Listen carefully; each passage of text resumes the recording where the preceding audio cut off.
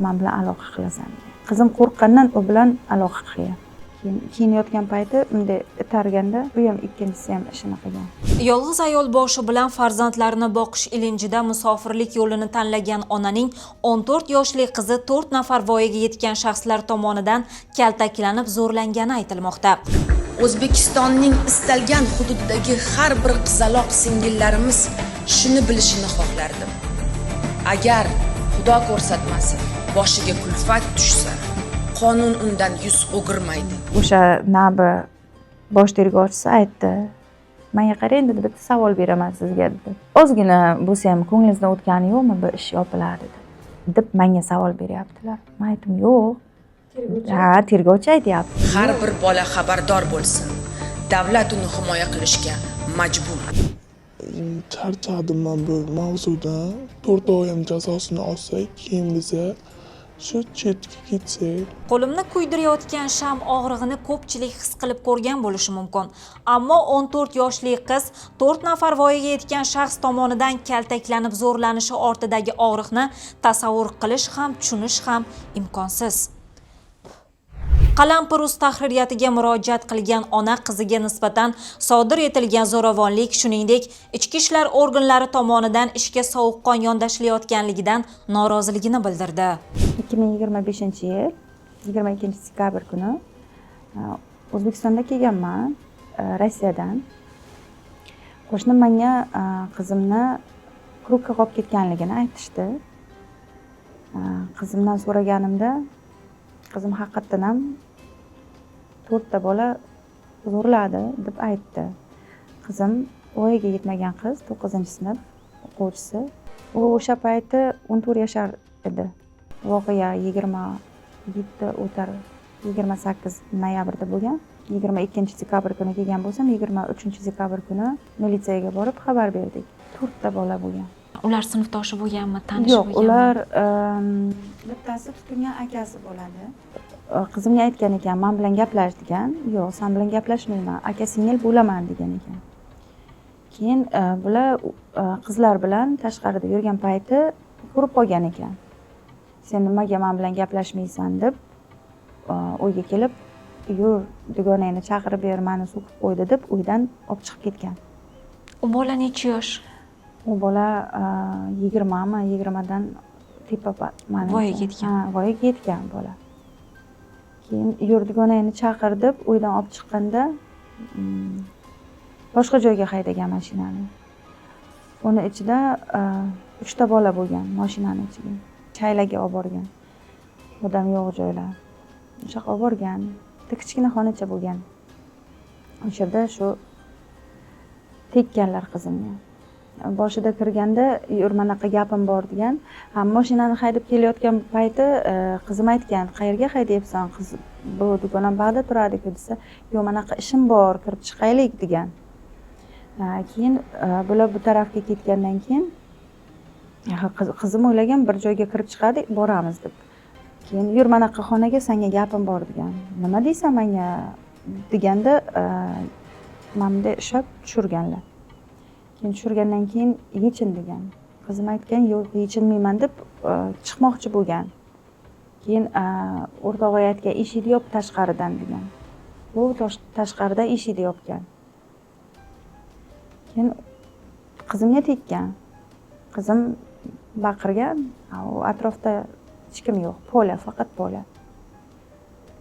Keyin bu ishni qilib bo'lgandan keyin boyagi nimalarini, salfetkalarini, nimalarini olgan, o'zi bilan olib chiqib ketgan. Keyin ikkinchi bola kirgan. Qizim kiyingan payti ikkinchisi kirgan, "Yechin" degan. "Yo'q" degan. Keyin yotgan payti bunday itarganda bu ham ikkinchisi ham ishini qilgan. Keyin suyuqligini yerga to'kkan. Keyin uchinchisi kirgan. Keyin qizim, "Iltimos, meni uyga olib boringlar" degan. "Yo'q" degan. Keyin qizim birinchisiga aytgan, "Men senga pul beraman, iltimos, meni qo'yib yubor" degan. "Xo'p, ber pulni" degan. Telefonini tortib olgan bo'lgan, mashinada bo'lgan. Keyin qizim aytgan, "Plastik o'sha yerda turibdi" deb plastik berganlar. Qancha pul bo'lgan? Bilmayman, u payti bilmayman. Xullas keyin ketayotgan payti hammasi уже ish bo'lgandan keyin mashinaga minib ketayotgan payti 4-jurasini olib keldilar. Yo'lga ketayotgan payti 4-jurasini olib keldilar. Olib kelgandan keyin 4-chisi ham aytgan, "Keyin sen bilan gaplashay" degan, kirganlar xonaga. Keyin bu iltimos qilgan. Chunki bu 4-balani qizim tanirdi. Tutingan bir apasi bor edi. Marjona degan. O'shani yigiti edi. Dugona opasi. Ha, dugona opasi. Iltimos, aka meni uyga borib qo'yinglar deganda, "Bo'pti, uyingga borib qo'yamiz, faqat men bilan aloqa qilasan" degan. Qizim qo'rqqandan u bilan aloqa qilgan. Undan chiqqanlar, qizim plastikni bergan boyagi bolani qo'liga, uyga olib borib tashlaganlar. Shundan keyin bir oy ko'chaga chiqmagan. Qizimni ko'zi manag'i ko'kargan edi. Bu boshida yo'q, nima qilma, tegma menga deganda urgan, yuziga urgan. Aradan nimadir vaqt o'tib ko'chaga chiqqan bo'lgan, qo'shnimdan nimadir so'ramoqchi bo'lgan, chunki ko'chaga chiqmasdi-da. Qo'shnim ko'rib qolgan ko'zi ko'karganini. Nima bo'ldi senga desa, "Ha, hech nima bo'lmadi, eshikka urib oldim" degan. Aytmagan. Hech kimga aytmagan. Hatto o'sha payti biz yozishamiz, SMSlashamiz, men Rossiyadan turib har kun hol ahvol so'rayman. Qo'rqib qolgandek qizingiz. Qo'rqqan. Chunki ular shunchalik bespredel bachalar. Hamma qo'rqadi ularni eshitsa. Xullas keyin kelgandan keyin qo'shnim aytdi, "Qizingizni ko'zi ko'kargan edi, bir so'rashtiring, nima gap, nima so'z?" Keyin so'raganida shuni aytib berdi. Undan keyin biz ariza berdik. Tumanga borib yozyapmiz, aytyapmiz qaysi bola ismini. Operlar olib kelyapti o'sha bolani. Qizim shunday ko'rdida, "Bu bolani telefoni ham olinglar" deyapti. Telefonida ko'p narsalar bor deyapti. Bola bu narsani eshityapti-da, biz ariza berib chiqqanimizdan keyin shunday chiqsak, bola yo'q. Militsiyaxonadan chiqib ketgan. U payshanbani militsiyaxonasidan qochish juda qiyin narsa-da. Yo'q, bunga bironta yordam bergan. Keyinchalik bilsak, qanaqadir oper unga aytgan ekan, "Sen ustingdan shikoyat keldi, ariza tushyapti, voyaga yetmagan qizni bor hal qil" deyapti. Xullas, bachcha Rossiyaga qochib ketyapti. Biz u hali bilmaymiz, arizani berib chiqib ketyapmiz. Meni qo'l telefonimga telefon bo'lyapti. Qizchani ovozi, "Men Marjona bo'laman, apa keling ko'rishib gaplashaylik" deyapti. "Nimani gaplashamiz" dedim. "Iltimos ko'rishib gaplashaylik" deyapti. "Xo'p" debdi. Biz ketyapmiz. Shunday to'xtadik, ko'rishdik, gaplashyapmiz. Aytyapti, "Apa keling, ishda yopti qilaylik. Siz bilan ishda yopti qilmasam teparoqqa chiqib shu ishda yoptiraman. Isbot qilib bera olmaysizki baribir ham" deyapti. "O'sha dalillar yo'q-ku" deyapti. "Shuncha vaqt o'tdi." Bolalar zo'rlagan bo'lishiga qaramasdan Marjona sizga chiqib o'sha zo'rlangan ishni yopti qilaylik deyapti. Sababi nimaga bilasizmi? Chunki u 4talasidan bittasi uni yigiti bo'ladi. Menda boyagi zapislari ham bor, o'sha gaplashgan joyimizda. "Iltimos apa, hadima bizning to'yimiz bo'lishi kerak. Keling shu ishni yopti qilaylik. Baribir ham ishni isbot qilib bera olmaysiz. Isbot qilib berganingiz bilan ertaga bularga 10 yil bermaydi, 15 yil bermaydi. Zo'ravonlikka" deyapti. Men aytdim, "Men sizni eshitdim. Bo'ldi" dedim. Shu bilan dialogda yopdimda uyga ketdim. Uyga borganimizdan keyin 24-chi bizani ekspertizaga jo'natdilar. Biz ekspertizaga bordik, yana chaqirdilar bizani, tergovga bordik. Boyagi o'sha 4-bala Abdu degan balani ichkariga olgandilar 2 kunmi, 3 kunga. Keyin Nabi degan bosh tergovchi bor payshanbada. Kelyapti-da, qizimga qarayapti-da. "Bu bola bo'lmagan ekan-ku" deyaptilar. Keyin qizim aytayapti, "Qanday bo'lmagan? Men yolg'on gapirmayman-ku. Meni nima g'arazligim bor" deyapti. Masalan, biz shahardanmiz, bular tumandanmiz. "Sen menga borgan joyimiz bo'lmagan umuman. Nima g'arazligim bor yolg'on gapirib?" Keyin aytayapti, "Bilmasam shu bola shunday deyapti." Keyin men aytdim, "Aka" dedim, "Agar bu bola bo'lmagan bo'lsa, kechani o'ziga hali hech kim bilmaydi Rossiyadan kelganimni. Shunday Rossiyadan kelib, ertasi kuni borib ariza yozyapmiz. Devушкasi kelyapti, aytayapti shu yopti qilaylik. Bu bo'lmagan bo'lsa nima uchun men militsiyaxonadan ariza berib chiqyapman, qiz kelyapti-da, Marjona menga aytyapti, "Apa, yopaylik ishni" deb. Bu bola bo'lmagan bo'lsa, nima uchun keladi menga pul taklif qiladi? O'sha nabi bosh tergovchisi aytdi, "Menga qarang" dedi, "Bitta savol beraman sizga" dedi. Ozgina bo'lsa ham ko'nglingizdan o'tgani yo'qmi bu ish yopiladi deb menga savol beryaptilar. Men aytdim, "Yo'q." Tergovchi Ha, aytdi. tergovchi aytyapti. "Yo'q" deb kulib qo'ydim. Biz hozirgi payti ishimiz UVDda mana shu dekabr oyidan beri kelyapmiz. Qanday Qabul natija deydi. bo'ldi? Natija bo'ldi, nima bo'ldi? Boshida bachcha qochib ketdi. Balani qaytardilarmi yo o'zi keldimi bilmayman. Ikkita bala qochib ketuvdi. Ikkalasi ham qaytib keldimi? Ha, qaytib keldimi yo'qmi? Qaytib kelgandan keyin bizning tergovimiz bo'ldi. Ochniy stavkamiz. Bu bolani ko'rdim men. Aytyapti, haqiqatan ham bo'lgan ish, ammo g'ayri usul tabiiyda bo'lgan deyapti. Men qizligiga teginmadim deyapti. Menga tushuntirdilar, gruppavoy bo'lsa ko'proq bo'ladi. 28-dekabrda biz Tashpo'latovni qabuliga kelganimizda bivshiy oper Burxon degan inson, familiyalarini bilmayman, Kattaqo'rg'on shaharida ishlagan. Kelib shu Bahora bilan ko'rishdi, o'sha qo'shnim bilan. Chunki постоянно u qo'shnim yonimda edi, mazam qochib yomon edi.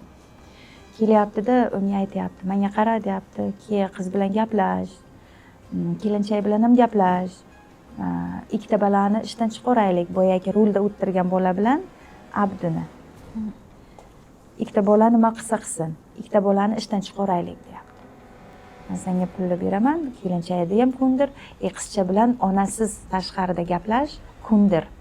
Kerak bo'lsa senga ham 1-2 so'm pulni beraman" deyapti. Keyin qo'shnim aytyapti, "Yo'q, opam pulga zo'r emas. Masalan, qizni hayoti barbod bo'lyapti" deb gapirgan. Juda chalkash bo'lib ketyapti bizning tergovimiz. Hozirgi kunda tergovimiz to'rtalasi bilan ham ochniy stavka bo'lgan. Bittasini qamoqqa olganlar. Bulariga nima yo'q deyaptilar. Основание yo'q. Qanday основание bo'lmaydi? Ular bo'lmagan bo'lsa, ular tegmagan bo'lsa, nima uchun menga pul taklif qilinadi? Nima uchun ikkitasini ishdan olmoqchi bo'lyaptilar bizaga, ko'ndirib pul bermoqchi bo'lganda? Voqea yuzasidan jabrlanuvchini ham so'zga tutdik. Qizning aytishicha, hozirda uning ruhiy holati og'ir. U aybdorlar tezroq qonuniy jazo olishini istayapti va bu joylardan butunlay ketishni xohlayotganligini bildirdi. Charchadim men bu mavzudan. Tezroq bitsa tergovlarimiz, 4 oy ham jazosini olsak, keyin biza shu chetga ketsak, hammasini unutishdi. So'nggi paytlarda O'zbekistonda voyaga yetmaganlarga nisbatan jinsiy zo'ravonlik jinoyati ko'paygandi. Bu salbiy holat sabab Prezident Shavkat Mirziyoyev joriy yilning 3-martida pedofiliya uchun umrbod ozodlikdan mahrum etish jazosi qo'llanilishi bo'yicha farmon imzoladi. Endi xotin-qizlar va bolalarga nisbatan har qanday zo'ravonlik va tazyiq holatlariga qarshi qat'iy tizim asosida kurash olib boriladi. Albatta hozir vaqt qisqa, lekin u farmonni o'qigan odam tushunadi, bu juda katta ong o'zgarayotgan farmon. Adolat paydo bo'layotgan farmon. Ayollarga ta'zir ko'rsatib qo'l ko'targan, yoshlarga qo'l ko'targan endi O'zbekistonda yo ko'chib ketadi, yo majbur bo'ladi qonun asosida yashashga. Agar o'qigan bo'lsalaring, umrbod deb yozib qo'ydim. Hamma yuristlar qarshi bo'ldi, lekin men o'zbek millatida bu bo'lishi mumkin emas dedim. O'zbek mamlakatida, yangi O'zbekistonda ko'p millatli xalqimizga yarashmaydi deb shuni yozib qo'ydim. Shuning uchun qat'iy tizim asosida kurash olib boramiz. Prezident administratsiyasi rahbari Saida Mirziyoyeva ham o'z nutqida ayollar va bolalarga nisbatan zo'ravonlik holatlarida tanish-bilishchilikka, yopti-yopti qilishga yo'l qo'yilmasligini, bunday jirkanch jinoyatlarga endi jim qarab bo'lmasligini ta'kidlagandi. Bolalarga nisbatan zo'ravonlik va jinoyatlarga ham bundan buyon mutlaqo murosa qilinmaydi. Qonun hamma uchun barobar ishlashi shart. Istisnosiz. Hech qanaqa xos odamlar yoki alohida vaziyatlarsiz. Bu gap har kimga, respublikamizning har bitta burchagida birdek taalluqli va buni hamma anglashi lozim. O'zbekistonning istalgan hududidagi har bir qizaloq singillarimiz shuni bilishini xohlardim. Agar Xudo ko'rsatmasin, boshiga kulfat tushsa, qonun undan yuz o'girmaydi. Har bir ayol shuni bilsinki, uni jimgina zulmga chidashga hech kim majbur qila olmaydi. Har bir bola xabardor bo'lsin, davlat uni himoya qilishga majbur. Ushbu intervyu 26 mart kuni yozib olingan. O'sha kunning o'zida holat yuzasidan Respublika bolalar ombudsmani hamda Xotin-qizlar qo'mitasiga murojaat qilib vaziyatni bayon qildik. Ular bizga murojaatchilarga amaliy yordam ko'rsatilishini ma'lum qilgandi. Tahririyat oradan 10 kun o'tib murojaatchi bilan qaytadan bog'landi. Allo, assalomu alaykum. Va alaykum assalom. Matlub opa, yaxshimisiz? Charchamayapsizmi? Xudoga shukr, rahmat. Bizga murojaat qilganingizdan so'ng sizga bolalar ombudsmani yoki Xotin-qizlar qo'mitasidan kimdir kelib qanaqadir yordam ko'rsatildimi? Umuman ijtimoiy hech qanaqa yordam berilmagan. Umuman prosta yuzaga kelingan, oldimda turganlar rasm tushirilgan, xolos, bo'ldi. Для галочки qo'yib qo'yganlar, mana rasm tushdik, biz keldik, so'radik, xolos. Hech qaysi taraflama hech qanaqa bizga yordam kelgani yo'q ham, boshqa bundan keyin so'raganlari ham yo'q. Demak, bolalar ombudsmani ham, Xotin-qizlar qo'mitasi ham sizni chaqirtirib hech qanday amaliy yordam bermagan. Yo'q, hech qanaqa yordam bermaganlar. Tushunarli Matlub opa, rahmat. Katta rahmat, sog' bo'ling. Sog' bo'ling, rahmat. Guvohi bo'lganingizdek, masala yuzasidan ma'lum choralar ko'rilgandek go'yo, balki shunchaki qog'ozbozlik, suratbozlik uchundir. Unisi bizga qorong'u, biroq jabrlanuvchiga zarur bo'lgan yordamlar amalda ko'rsatilmagan. Mazkur ish yuzasidan Respublika bosh prokuraturasi bilan bog'landik. 2026-yil 23-yanvar kuni qo'zg'atilgan jinoyat ishi doirasida dastlab O'zbekiston Respublikasi Jinoyat kodeksining 128-moddasi 16 yoshga to'lmagan shaxs bilan jinsiy aloqa qilish birinchi qismi bilan kvalifikatsiya qilingan harakatlar, keyinchalik Jinoyat kodeksining 118-moddasi nomusga tegish 3-qismi A bandiga qayta malakalangan. Hozirda jinoyat ishi doirasida 4 nafar shaxs tergovga jalb qilingan. Hozirda Kattaqo'rg'on tumani Ichki ishlar bo'limi huzuridagi tergov bo'limi tomonidan tergov harakatlari olib borilmoqda. Qalampir.uz ushbu murojaatning yakuniy natijalari bo'yicha mavzuga yana qaytadi. Qalampir.uz'ni kuzatishda davom eting, bizdan uzoqlashmang.